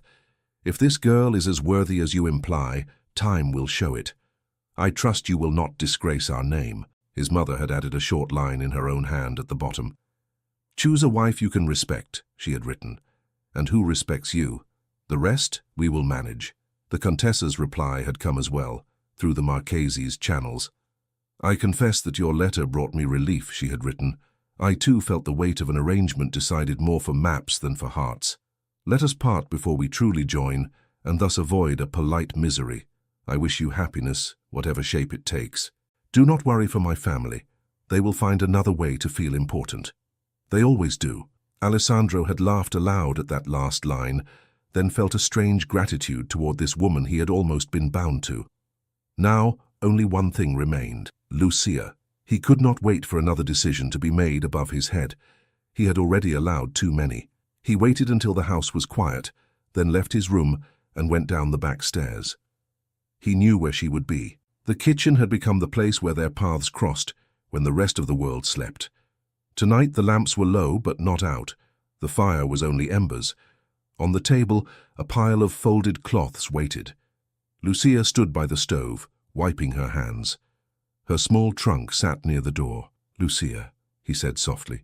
She turned, startled. "Your Highness," she said, automatically reaching for her apron, then realizing there was nothing to adjust. "You should not be here." "So you have told me before," he said. "It never seems to stop me." She glanced at the trunk. "I am leaving at dawn," she said, as if that explained everything. "It is better this way. You should be asleep." "I know about your dismissal," he said. "And I know you did not ask for it." She looked down. "I did not wish you to know," she said. "I told Donna Rosa not to trouble you." "She did me a kindness by disobeying you," he replied. "If she had stayed silent, you would have vanished, and I would have discovered too late that I had allowed it." "It is not for you to allow or forbid," Lucia said. "This is not your house. It is not your staff." He stepped closer. "It is my conscience," he said. "That at least is mine to guard." She said nothing. "I have spoken," he went on. "To the Marchese, to the master, to my father." Her head snapped up. "To your father," she repeated. "About me, about many things," he said. "About my future, about a certain engagement, about the way this house chose to solve a problem by sending you away." "You should not have done that," she whispered. "They will say, they always say," he interrupted gently. "Let them. I am tired of living in fear of shadows on walls." She shook her head. "You do not understand," she said. "You will return to palaces and councils. You will have other concerns. I will be left among those shadows you disturb. When you defend me, it is like shining a lantern in a nest of insects. They scatter, but they do not die. They bite in the dark." He winced at the image. "I do understand more than you think," he said. "But you are right in one thing. Our positions are not the same. I move differently in this world. That is precisely why I must sometimes use that movement to shield, not to crush. She watched him silently. You are not leaving, he said. Not tomorrow. Not like this. I have made that clear to them. They will not dare keep me if your father demands otherwise, she said. My father has left this in my hands, Alessandro said. He only asked me to be careful. For once, I intend to be careful in a way that does not mean sacrificing someone else. What of the Contessa? Lucia asked. They say you are to marry her. They said many things, he replied. I have written to her. I have declined. She understood. It seems we were both more in love with the idea of peace than with each other. Lucia stared. You refused her, she said slowly. For me? For myself, he said. For the man I wish to be. But yes, also because of you. Because after that night in the kitchen, I could not imagine binding my life to someone else while pretending that what I felt for you was nothing. Her breath caught. You feel nothing, she said quickly. We barely know each other. We have spoken only a handful of times. You know nothing of my temper, my foolishness, my worst days. This is a kindness, nothing more. It is not nothing, he said. It was not nothing when I saw you blow out a candle on a cake you baked for yourself because no one else would do it. It was not nothing when you spoke of remembering your name beneath your apron. It was not nothing when you told me that my kindness is a sentence for you. You are the first person in a long time who has spoken to me as if I was simply a man, not a symbol. Do not tell me that is nothing. She pressed her lips together. It does not change that I am a maid, she said, and you are who you are. It changes what I'm willing to accept in my life, he said. I may not be able to turn the world upside down, but I can choose who stands beside me when I face it. Her eyes filled. How you speak as if you could simply pick me up from this floor and set me at your table, she said, as if there were no stairs between. There are many stairs, he said, some steep, some guarded. I am not foolish. I know the battle we would face. There will be whispers, objections. Perhaps worse than objections, there will be those who never accept it. Then why? She asked, almost angrily. Why choose a path full of stones when you could walk on smooth carpet? He smiled sadly. Because I am learning that smooth carpets often cover rotten boards, he said, and stones at least are honest. She almost laughed, a choked sound. This is madness, she whispered. You cannot promise me anything. Your family could still refuse. The ministers could protest. The people could mock. You ask me to trust air. I ask you to trust me, he said softly. Not with blind faith, with eyes open. I cannot promise you a crown. I cannot even promise you an easy life, but I can promise you this. I will not hide you. I will not pretend you are less than you are to me. And I will not allow you to be cast aside in silence while I take a more comfortable road. She stared at him, breathing fast. Say it plainly, she said. What is it you feel exactly? I do not know the polite words for such things. He stepped closer still, leaving only the width of the table between them. She asked him to say it, he thought. She deserves to hear it, not wrapped in politics. Lucia, he said, I love you. The words dropped into the quiet kitchen like a stone into water. She flinched, as if struck. No, she said immediately, you cannot. Not like that. Love is a big word. You will regret it. I might regret many things, he replied. Not this. You do not know me, she insisted. I sulk. I get angry. I sometimes hate my work. I have bad dreams. I am not sweet all the time. Good, he said. I have no need of a saint. I need a woman who will tell me when I speak foolishly. You will tire of me, she whispered. When your days are filled with counsels and journeys, you will wish for someone who speaks your language, who knows all the right names and forks. I know all the right forks already, he said. I need someone who knows how to bake a cake from scraps and still find joy in it. She shook her head, torn between laughter and tears. And what would I be? She asked. If this went as you imagine, what would I be in your world? My wife, he said simply. She stared at him, stunned. You speak as if it were possible, she said. It may not be now, he admitted. Not immediately. We will face resistance. We may need to wait, to prove things, to persuade. But my mind is set. I would rather spend years working toward a life with you than enter tomorrow into a perfect arrangement with someone I do not love. Her shoulders slumped. You ask for courage I do not know if I have, she said. He reached out slowly, giving her time to pull back, and took her hand. "You have more courage than you see," he said. "You have lived all these years with your hope hidden like a candle under a bowl. You lit it anyway, alone. That was courage." She looked at their joined hands. "It is easier to be brave when no one is watching," she said. "Then let us learn to be brave when everyone is watching," he answered. Together, she closed her eyes for a moment, breathing in. When she opened them again, something had changed. The fear was still there, but there was something else beside it. A quiet, trembling resolve. "What would you have me do?" she asked. "Stay," he said. "For now, simply stay. Do not leave at dawn. Let them see that you are still here because I wish it so. Let them grow used to the idea that you are not a mistake to be erased." "And if they send me away anyway?" she asked. "Then I will follow," he said, "not as a prince with an army, but as a man with a stubborn heart." Tears spilled over her lashes. "I do not want you to lose your family's respect," she said. "If their respect depends on me ignoring what is right," he replied, "then I do not want it." She gave a shaky laugh. "You talk like the heroes in the stories my father used to tell," she said. "Men who fought dragons and married shepherd girls." "I have seen no dragons," he said. "Only housekeepers and marchesi. They are worse in some ways." She smiled through her tears. "They will not like your jokes," she said. "They do not have to," he replied. "You do." Silence fell again, softer now. Finally, Lucia nodded. "I will stay," she said. "If they truly allow it. I will trust you. A little." "A little is enough for tonight," he said. He lifted his free hand, hesitated, then touched her cheek gently, his fingers brushing the track of a tear. She did not pull away. Instead, she leaned slightly into the warmth of his palm. "For what it is worth," she whispered, I think I love you too, though I do not know yet what that love will cost me." "Whatever it costs," he said quietly. "I will pay my share." Outside, the wind moved along the walls. Inside, in the half-lit kitchen where a crooked cake had once stood between them, a new agreement settled without ink or witnesses. Two hands, once divided by rank and rules, remained clasped on the rough wood of the table, as if learning the weight and comfort of this new promise. The next morning, Lucia half expected to wake and find that everything from the night before had been a dream. For a moment, it almost felt that way. Teresa snored softly in the other bed. The thin light of dawn slipped through the shutters. The same worn dress lay folded on the chair. Then she saw the open trunk at the foot of her bed. Her things were still inside, not packed, not ready to leave. The memory returned in a rush. The kitchen, his hand in hers, his voice saying, "You are not leaving.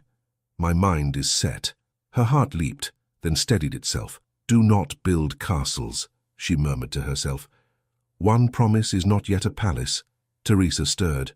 "Are you awake?" Teresa mumbled. "Yes," Lucia said. Teresa turned over and squinted at the trunk. "You did not finish packing," she observed. "No," Lucia said. "It seemed I am to stay for now." Teresa sat up. "Stay?" she repeated. "But Signora Rinaldi said—" "I know what she said," Lucia replied. "But the prince spoke, and the Marchese listened. Things have changed." Teresa's eyes grew wide. "For you?" she whispered. "He did that for you?" Lucia shrugged, trying to seem calm. "For his conscience," she said, "and perhaps a little for me." Teresa slid off the bed and grabbed her hands. "Then you truly are foolish if you still doubt," she said. "No man argues with Marchese for the sake of a maid he does not care about." Lucia smiled, though fear still pricked at her.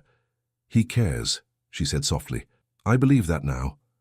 But the world around us has long arms.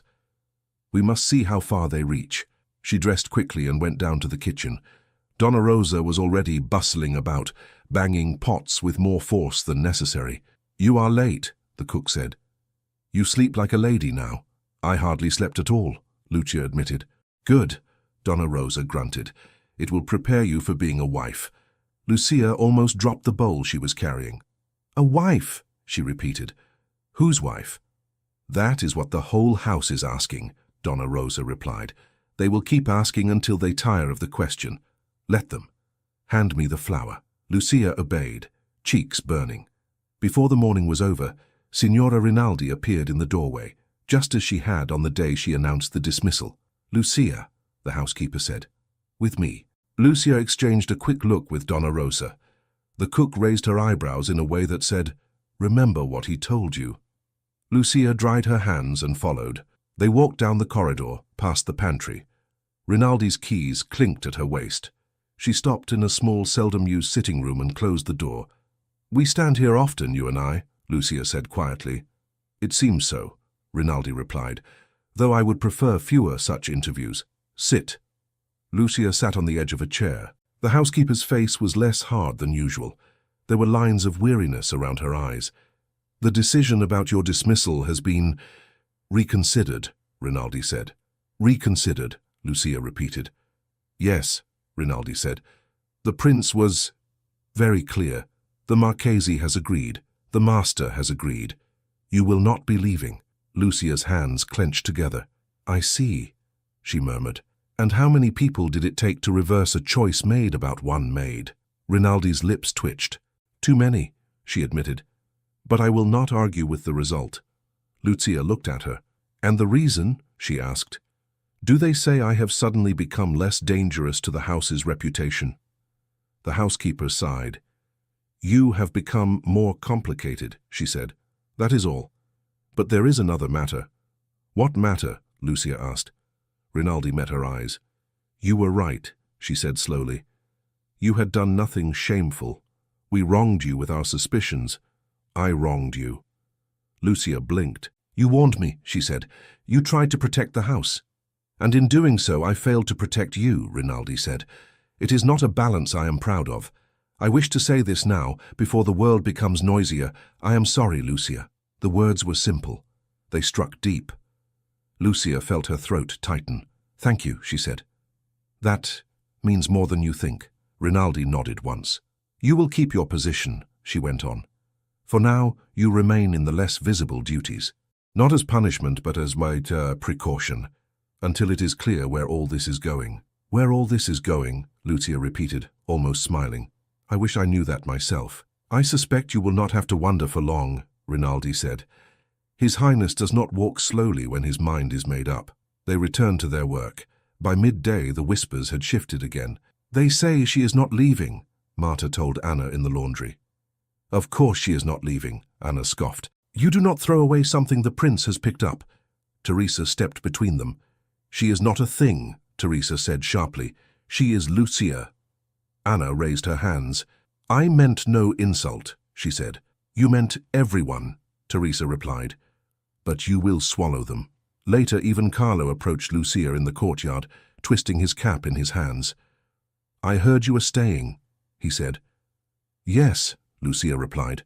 "As far as I know." Carlo shifted his weight. "Tyson may have spoken too quickly before," he said, looking at the ground. "About nets and princes.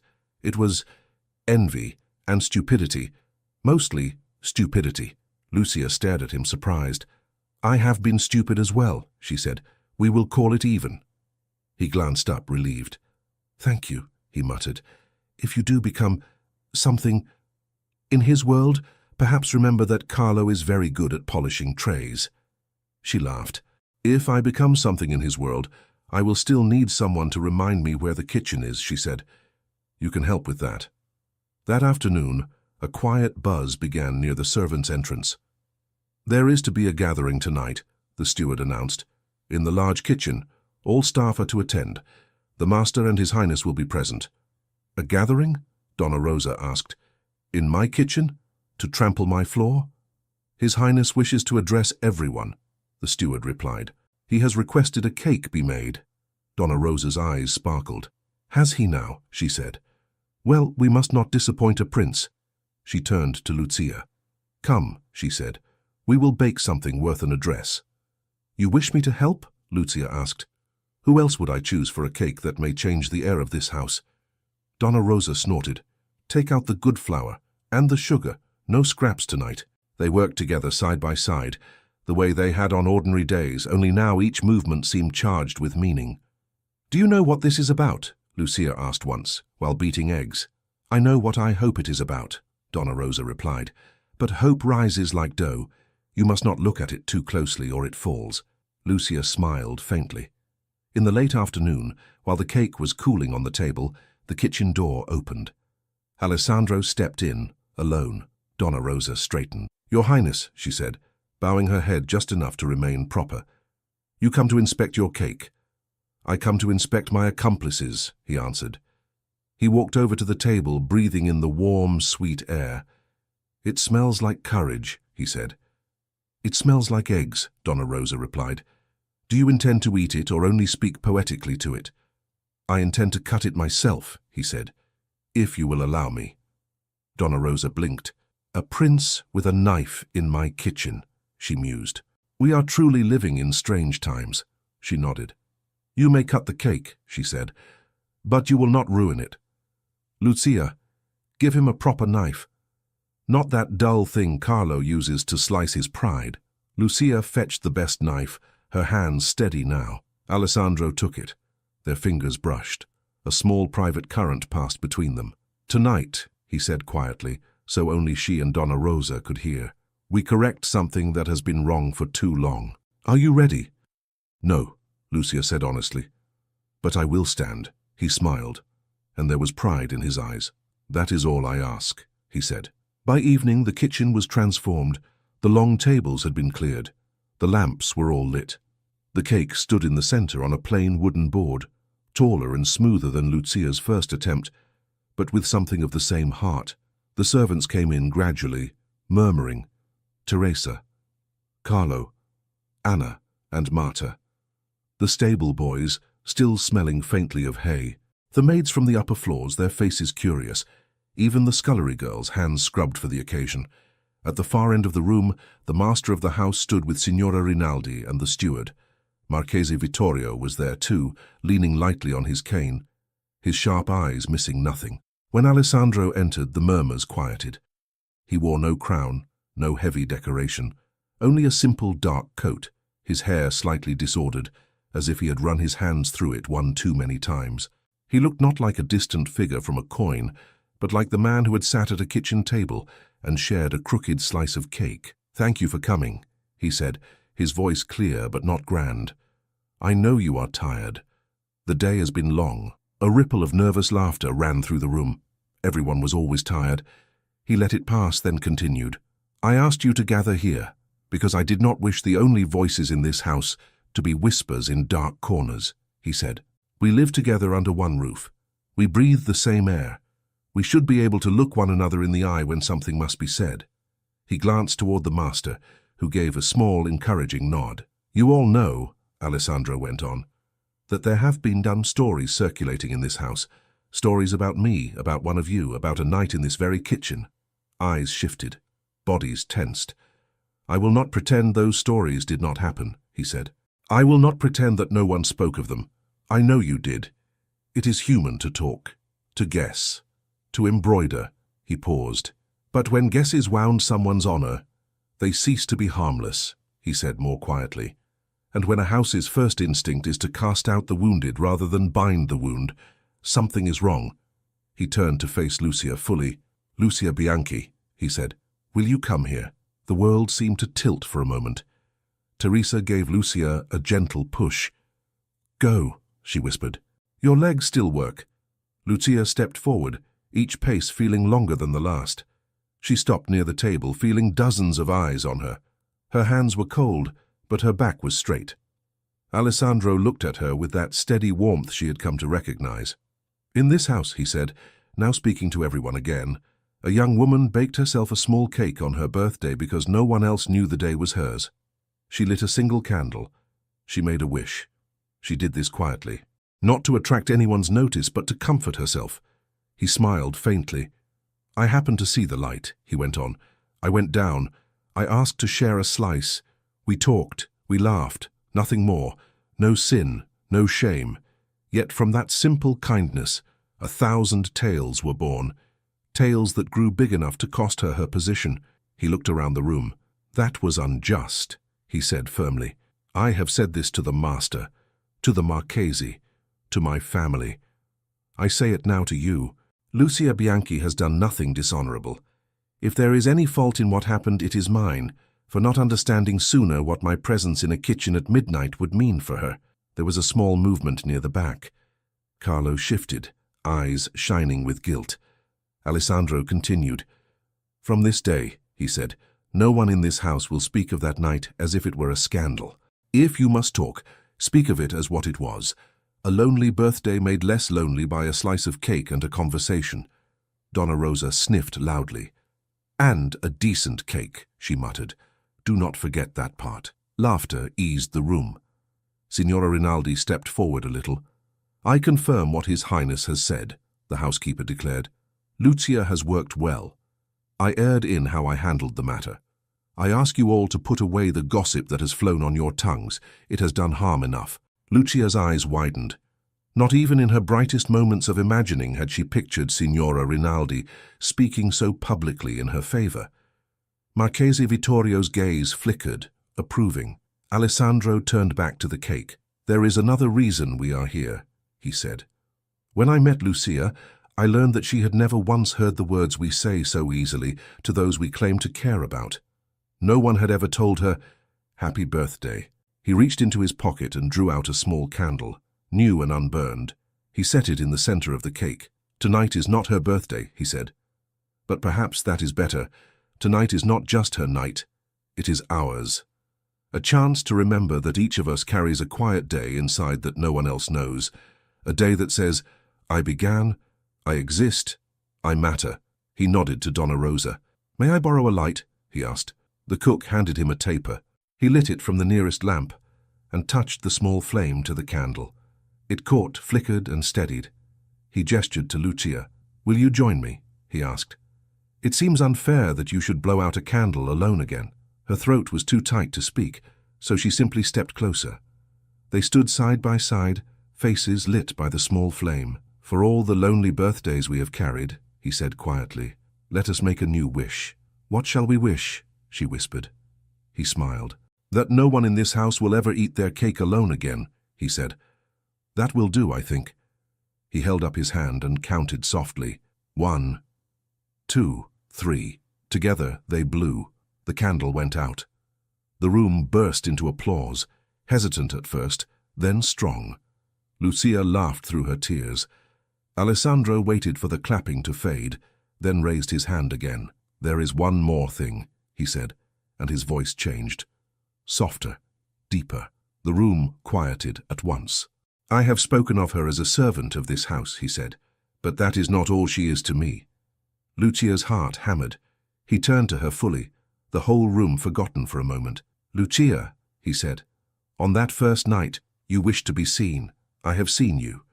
Not only your work, your courage, your loneliness, your stubborn honesty, your laughter, your temper, your way of holding yourself together when the world pulls you apart." He took a breath. "I have spoken to my father," he went on. "To the Marchesi, to those who think they hold the threads of my future in their hands. I have told them that my heart is not a coin to be traded for alliances. I have told them that I wish to walk through my life with you at my side, not hidden in the shadows behind me." Murmurs swelled, then fell again. Lucia stood perfectly still. He moved closer, close enough that she could see the small tremor in his own hands. "I do not offer you a fairy tale," he said softly. "I cannot promise that everyone will rejoice.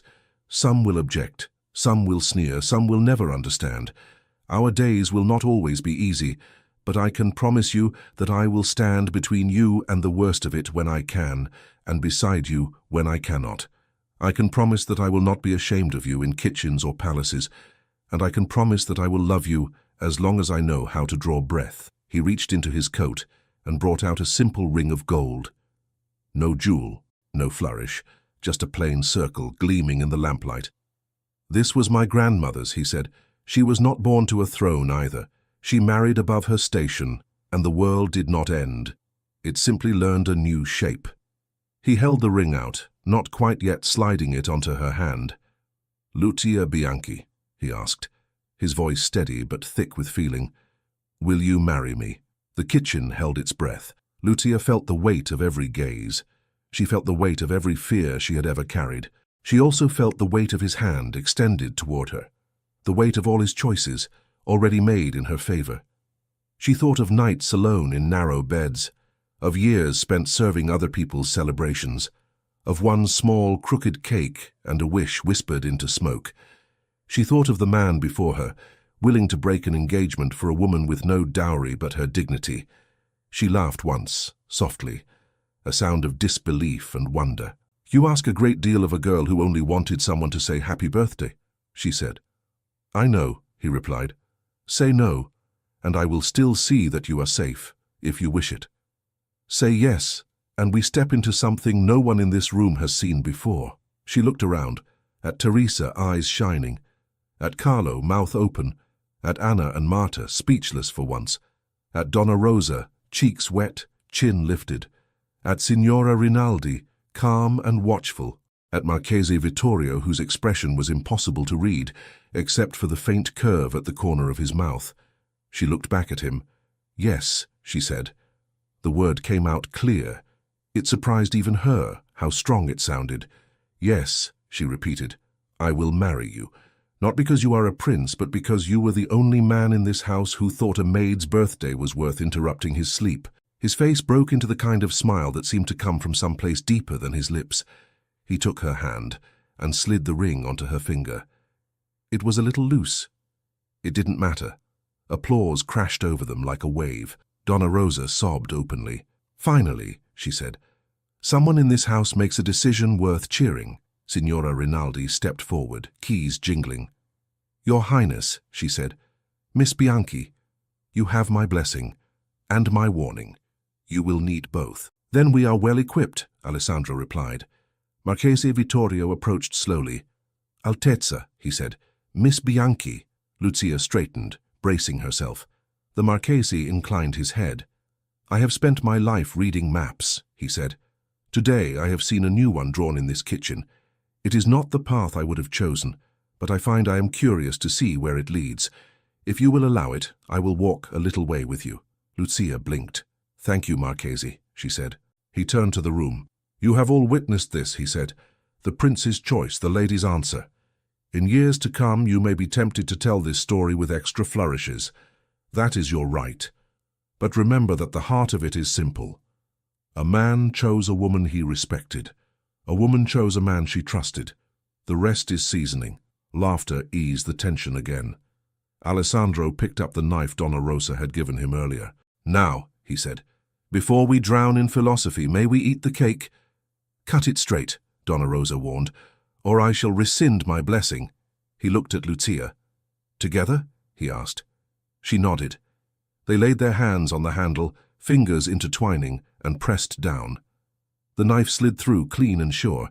He handed her the first slice. "It is your right," he said. She shook her head.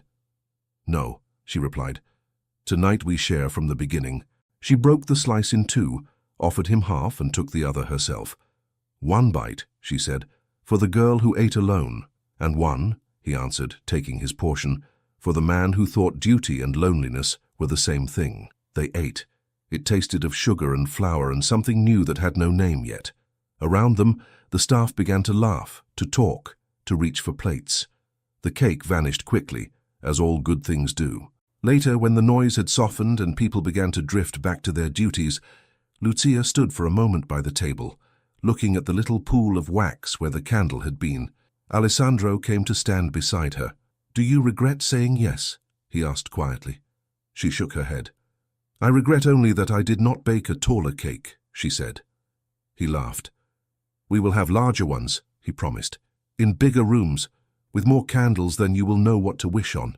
She turned to him. "I think my wish will be the same each time," she said. "What wish?" he asked. "That no one under our roof will feel invisible," she replied. "Not king, not cook, not maid, not marchese.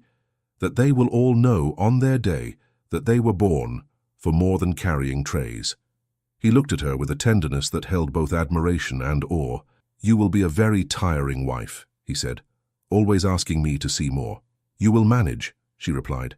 "You have good eyes. You just needed practice." He took her hand again, the ring cool against his skin.